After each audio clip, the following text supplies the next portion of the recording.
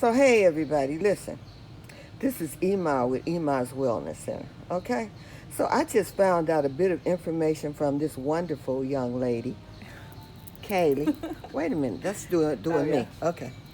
That's Kaylee, y'all. And so, me about how chickens can lay eggs without a rooster. It blew me away. Kaylee, please tell them. Please. What I told you? Yes. Okay. Mammals and human females, every month you have a cycle where you lay an egg, but you lay your egg internally. And then if the egg is not fertilized, then you have your period and the cycle starts over.